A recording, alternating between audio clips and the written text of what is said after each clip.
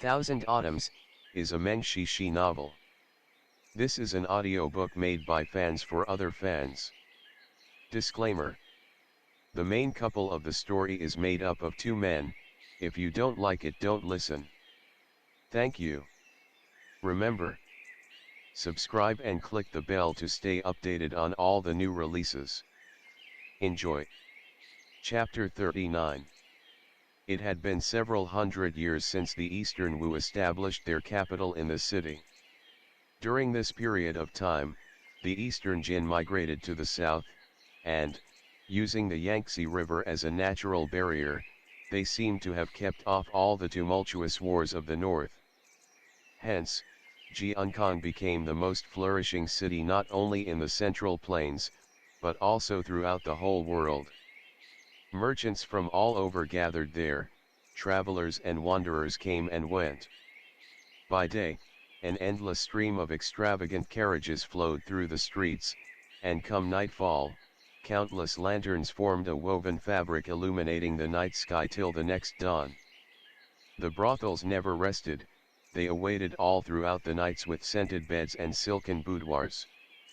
Although cities like Chang'an and Ye City were also capitals, having experienced all those years of warfare, they more or less appeared a little worn out, which only made people long even more for places like the Jiangnan area where things were relatively peaceful. They thought of it as heaven on earth, and there were even sayings like Jiankang is the land of splendors where earthly blooms thrive. The northern Zhou officials like Yuan Qing might not express it verbally, but they all more or less yearned for Jiankang city in their hearts. As for the servants who came together with them, there was no need for them to hide their feelings. In fact, they had already revealed their admiration wholeheartedly.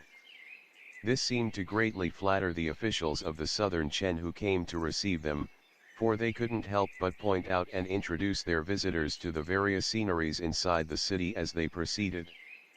After they entered the city, Yuan Qing and his men rested at the guest villa provided by the Chen, and Yan Wushi was no exception. With his identity and status, along with the fact that he had saved Yuan Qing's life, the latter consciously left the main courtyard to Yan Wushi and moved into the side yard himself. However, his poor concubine, Uzi, was greatly frightened that night and had fallen gravely ill afterwards. She was bedridden for quite some time and just started getting better after they settled down inside the city. The Harmony sect made no other movement after failing that assassination attempt. At first, Yuan Qing was still worried and scared, but he gradually relaxed as he thought of Yan Wushi's presence. It would be considered a great humiliation to Yan Wushi as the sect master of the Cleansing Moon sect if he let the assassins succeed. For martial artists, their pride was more important than their own lives. Thinking to this point, Yuan Qing was completely relaxed and brought his beloved concubine with him to tour Jiankang city every day as much as they liked as he waited for the emperor of Chen's summon. One day, Shen Qiao was listening to the servant girl reading a book to him when someone came to his door, saying that Yuan Qing had come to visit him. Shen Qiao nodded at Ruru, and the girl set down the book to open the door. Yuan Qing first looked around after he came in, then asked, "So, Junior Preceptor Yan is not here?" Shen Qiao laughed, "We don't stay in the same room. If Senior Official Yuan needs to talk to him, then you've come to the wrong place.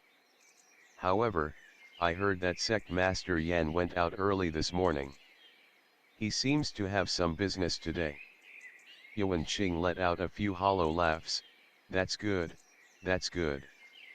It's fine if the junior preceptor isn't here. The man is fearfully strong. I'm actually more nervous while talking to him than talking to His Majesty." Ruru couldn't keep herself from giggling. Yuan Qing had always been forgiving towards beautiful girls. Upon seeing this, he didn't get mad and even smiled at Ruru. It ended up making Ruru feel a little embarrassed. Yuan Qing then smiled to Shen Qiao, "The weather is very fine today. Mr. Shen, would you like to go out for a stroll? Jiankong is located on the banks of the Huai River. I heard that many ferries go up and down the Huai, and there are markets near every crossing. Why not take a look and get some fresh aquatic delicacies? We can ask them to prepare a feast tonight. Upon finishing, he seemed to have recalled, else, you come from a Daoist origin, but there are no rules that require you to be a vegetarian, right? Shen Qiao said, no, there's not. Since my eyes are bad, however, I'll probably be a burden to your outing. Yuan Qing laughed again. Mr. Shen has saved my life before, and I was the one burdening you at that time. Is there a need to be so polite? Shen Qiao did not object any further. Then I'll be in your care. The villa was not far from the ferry crossings, so Yuan Qing didn't get a carriage. Instead, he decided to walk with Uzi and everyone else. Originally, he was worried that it would be inconvenient for Shen Qiao, but although the other had to rely on the bamboo stick in his hand, his speed wasn't any slower than the rest of the groups, nor did he need anyone's support. He walked abreast Yuan Qing, just like a normal person. Yuan Qing discovered that Shen Qiao did not bring his sword. He asked, Mr. Shen, where's your sword? As if he knew what Yuan Qing was worried about, Shen Qiao replied with a smile, Senior Official Yuan, there's no need to worry. If we run into any enemies, I can still keep them at bay with the stick of mine. Besides, this is Jiankong City after all. With the Linghuan Institute overseeing the place, the Harmony sect won't be so daring as to attack us right here. Having his worries laid bare, Yuan Qing blushed out of embarrassment. No wonder I feel it has been much more peaceful ever since we entered the city. Even the junior preceptor considers it safe enough to go handle matters while leaving us by ourselves. So that's why. Shen Qiao explained, the Chen wishes to form an alliance with the Zhou. They won't be able to explain it to the Emperor of Zhou if they let you get attacked by an assassin within Jiankong City. Therefore, they will definitely do their best to ensure your safety. There are expert martial artists guarding the guest villa at all times. It's just that you aren't aware of it. Yuan Qing leaned closer to him and whispered, Mr. Shen, I know you are not like those boy toys out there, and I wouldn't dare to look down on you. Since the junior preceptor isn't around today, I finally have the courage to tell you the truth. Do you know what those people in Chang'an City think of you? Shen Qiao only replied with a smile. Yuan Qing thought he didn't know about it and explained in a euphemistic tone, they all say you're like a dragon trapped inside the shallows and have no choice but to depend on sect master Yan in order to save yourself, that you even gave up your strength and integrity as a person. We've traveled together throughout the trip, and you even saved my life, so I'm well aware that you're absolutely nothing like that. However, it's just like how the saying goes, rumors are powerful enough to melt metal. The mass spreading of them can obscure any truth. Stay away from Junior Preceptor Yan if you find the chance. Why let others smear and humiliate you like that for no reason?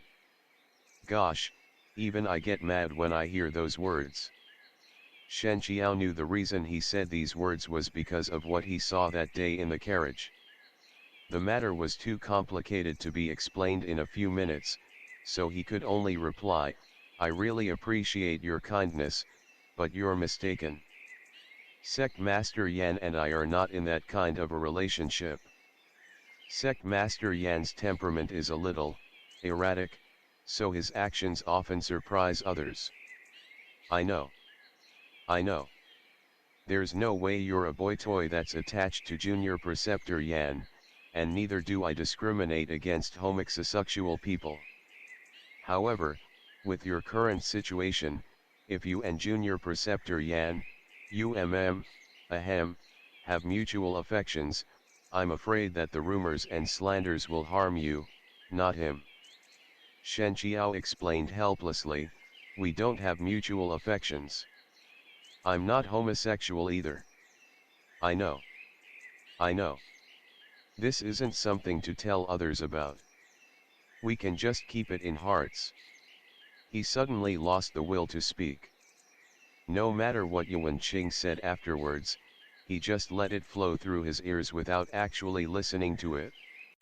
The ferrying crossing was simmering with the noise and people shouting, and on the ground were the displays of various kinds of goods. Quite a few people came by foot to walk and shop around like Yuan Qing's group, while many others came by horses or carriages. Some were also seeing off their families or coming down the ferries. For a moment, the place was so crowded with the throng people and an endless stream of horses and carriages that they were almost going to trample each other. A horse behind them had either been frightened or badly handled by its owner, and it started dashing toward them, forcing everyone to scatter as they dodged it. Shen Qiao ended up being separated from the rest of the group because of that, but he wasn't worried since Yuan Qing had people on his side protecting him anyway. He followed the stalls along the river bank and slowly walked back to the street market. Sometimes, when he heard those peddlers shouting about things he was interested in, he would even stop and feel the goods with his hands. Although the peddlers saw he was blind, since his manner and the way he dressed didn't look like that of a beggar, they didn't dare to belittle him. On the contrary, they even enthusiastically marketed their goods to him. "Mister, please take a look at what I have. They're all weaved by the finest bamboo strips. I've got baskets, stools, and everything. Here are some little toys for your children at home to play with." Seeing that Shen Qiao had crouched down, the peddler picked up a bamboo ball and put it in Shen Qiao's hands. "Feel it? It's very smooth. You won't find a thorn on it. It's smooth indeed." Shen Qiao smiled as he gently stroked it with his hands. "I'll take one then." Just then, he heard a child's voice next to him, "Uncle! Uncle! My younger brother broke my little bamboo chick. Dad sent me here to buy another one." The peddler probably knew her parents as he replied, "Your brother's being naughty again, isn't he? But I don't have any more bamboo chicks here. The one I gave you last time was the last one I had. Those take a long time to make. Uncle is quite busy right now. I'll make one for you some other day."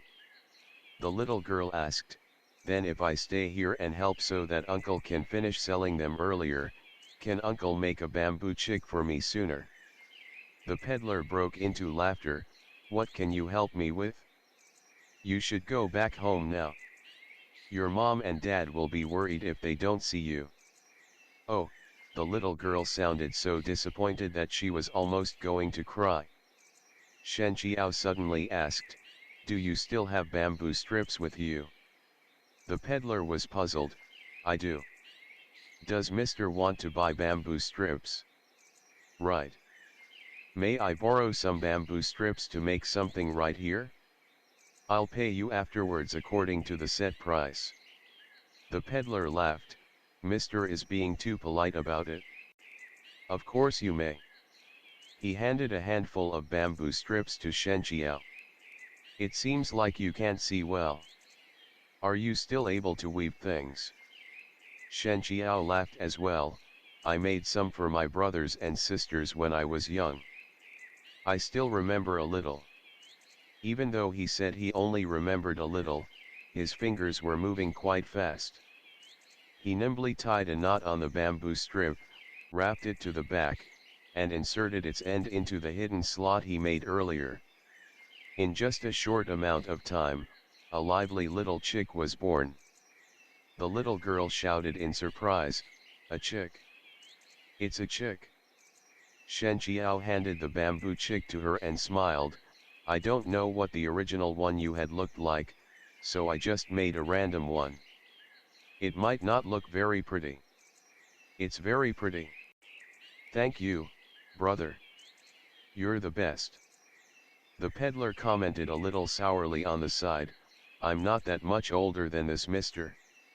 You call him brother, yet you call me uncle. Shen Qiao gave a hearty laugh. The little girl hopped away. Shen Qiao's legs were getting a little numb from squatting for too long. He stood up and returned the bamboo strips to the peddler together with the money for the bamboo ball. The peddler refused to take it, but he insisted and shoved them into the peddler's hands. May I ask which direction I should go in order to get to the guest villa for foreign ambassadors? So Mr. is an ambassador that has come to the Chen on a diplomatic mission, the peddler suddenly realized. The villa is not very far from here. However, since the place is very crowded, and your eyes aren't very good, you won't be able to find it by yourself. I'll take you there. Shen Qiao thanked him, then commented, but your stall here. The peddler laughed, it doesn't matter. I carry these bamboo goods and sell them here every day. They aren't worth much. We stall keepers around this area all know each other. I can just ask them to look after it for me for a while. You're a guest from afar. How can I let you get lost here? He led Shen Qiao along the river as they walked back. The main road is very crowded and therefore it is easy to get lost. It's a lot quicker to take this alleyway right here. Holding Shen Qiao's arm as he guided him, the peddler smiled, if Mr. is planning on staying a few more days here, you might as well take a few more walks inside the city. Most of the foods in the south are very delicate and prepared with great care. I'm sure you'll fall in love with them if you just. There was a small swishing sound, so small that one could almost ignore it. The peddler didn't realize it and was still talking, but Shen Qiao's expression changed slightly. He swung his bamboo stick, making the tiny needle change its direction and plunge into the wall instead. At the same time, the peddler's voice came to an abrupt stop as he collapsed to the ground. While the person was attacking Shen Qiao, they also went after the peddler at the same time. Shen Qiao didn't have 3 heads or 6 arms. He could block the attack on his side, but he didn't have enough time to protect the peddler as well. In the end, his help still arrived a little late. Which friend is it? Why do you have to hide yourself? He crouched down to check on the peddler and was somewhat relieved that the other person had only passed out. Shen Lang. You can be so kind even when talking to a bamboo goods seller. Why are you always so mean to me then? A familiar, fragrant smell wafted forth along with the sweet and cute voice. Shen Qiao slightly frowned. Bai Rong. Bai Rong was sitting on top of a wall, grinning, with her legs crossed together as she swung them back and forth. She was holding a peony in her hand, which she might have picked up from somewhere. It's been such a long time. Shen Qiao said, it appears to me that we just met the night you tried to assassinate Yuan Cheng. Bai Rong said, do you not understand what one day apart seems like 3 years means? So many years have passed already. Let it be Yan Wushi or Bai Rong, Shen Qiao could not get used to dealing with their almost flirtatious words, so he could only remain silent. Bai Rong's eyes wandered around as she came up with an idea in her mind. She threw the peony in her hand towards Shen Qiao, here. Catch it? Shen Qiao caught it on reflex. He thought it was some kind of hidden weapon and was slightly shocked after finding out that it was just a flower. Seeing the expression on his face, Bai Rong was even more overwhelmed with joy. You thought I'd throw weapons at you? Am I such an evil person in your eyes? Shen Qiao shook his head, you're not. Bai Rong pressed on, not what? Shen Qiao said, when you tried to assassinate Yuan Cheng, his concubine, and her servant should not have survived. However, you did not kill them, which proves that you're not a murder addict with no moral baseline. I really ought to thank you on their behalves for having mercy on them. Bai Rong blinked at him. How do you know I was having mercy on them? I could have been too lazy to make unnecessary moves. Shen Qiao smiled, but he did not argue with her. Alas, you're so good looking when you smile. You should smile more often. It makes me feel very happy inside that you think so fondly of me. Is it okay if I kiss you? Her body moved as soon as she finished. Shen Qiao thought she was really coming over to kiss him. After taking a few steps back unconsciously, he finally realized that the other person was still sitting on top of the wall. She was totally teasing him. Bai Rong was laughing so hard that she almost fell from the wall. Shen Lang, how can you be so adorable? I can't help but like you more and more. Shen Qiao asked, is there something that you've come to me for? Am I not allowed to come to you if I don't have anything? Bai Rong asked back with a smile. All right, there's no harm in telling you.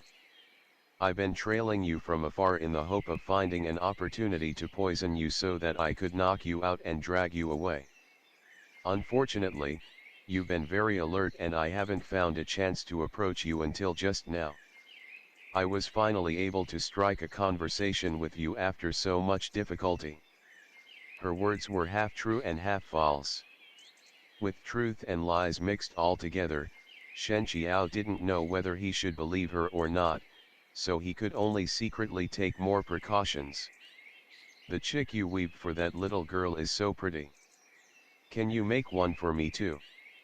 Shen Qiao was slightly taken aback. He shook his head. I don't have bamboo strips at hand. He thought for a moment, then offered the bamboo ball in his hand. You can play with this bamboo ball first. Bai Rong snorted with a laugh. Do you think I'm a child? Despite what she said, she quickly grabbed the bamboo ball from his hand and started tossing it up and down with her palm. Shen Qiao asked, young Madam Bai, have you ever thought about leaving the Harmony sect? Bai Rong was surprised. Why do you suddenly? Halfway through the sentence, her face had fallen completely, though her voice was still as nonchalant as usual. Sect leader Shen must have caught wind of something from sect master Yan and thinks from the bottom of your heart that our Harmony sect is a place so filthy and nasty that I'm unworthy to talk to you, the majestic sect leader of Mount Xuandu. Is that so? By the end, her voice was already steaming with murderous intent, as if she was going to kill Shen Qiao if the answer he gave was unacceptable. Shen Qiao said, no. Bai Rong changed her face faster than flipping a page in a book. In a mere instant, she was smiling once again like a blooming flower. Or do you mean the Harmony is utterly gross for practicing dual cultivation regardless of people's social ranking and seniority, so you want to persuade me to forsake the evil and join the camp of justice? Frowned, Shen Qiao said, I just feel you may not enjoy staying there either. Harmony sect is where I grew up. Where else can I go if not there? The Cleansing Moon sect? Or the Mirror of Arts? Do you consider homicide better than dual cultivation? The others refer to the Harmony sect as the demonic sect, but is the Cleansing Moon sect not a demonic sect too? I hope you don't forget that sect master Yan has more blood on his hands than me. If you're talking about those prestigious and upright sects who flaunt themselves as the noble and virtuous ones, skipping the fact that you aren't even a sect leader anymore, even if you were still in charge of Mount Xuandu, would you offer to take me in? Even if you agree to do so, will the other people on Mount Xuandu agree with you? Her series of questions left Shen Qiao slightly baffled. After a while, he let out a sigh. Yes, you're right. It was inappropriate for me to say those words. He didn't think much when he asked that question. He just felt that Bai Rong was different from someone like Huo Zijing. It was a pity for her to stay in the Harmony sect. Bai Rong's voice sounded especially sweet. I knew Shen Lang must think I was having a hard time living in the Harmony sect. Ever since I saw you save even a horse, I realized you were a gentle and kind-hearted person. There aren't many good people like you nowadays. I'll carefully cherish your kind regards for me. I have my plans, however, so you don't need to trouble yourself with worrying about me. I'm going to tell you one more secret. She suddenly jumped down from the wall and flew towards Shen Qiao, trying to pull his sleeve. Even though the latter quickly avoided her, it did not seem to make her unhappy. Instead, her face was laced with a sense of slyness. If you continue to stay with Yan Wushi, nothing good will come since disaster will strike soon. You should hurry and stay away from him if you don't want to be implicated. Before she could finish, Bai Rong's face changed again, but it was not because of Shen Qiao. She stared straight ahead into the distance. Suddenly, she perked up. I just remembered that I've still got important things to do. Shen Lang, there's no need to see me off. Probably utilizing her lightness skill to its full extent, she disappeared without a trace immediately afterwards. At first, Shen Qiao thought it was Yan Wushi's arrival that had forced her to steal away, but he found out he was wrong in the next moment. It was not Yan Wushi. End of the chapter. Stay tuned for more BL.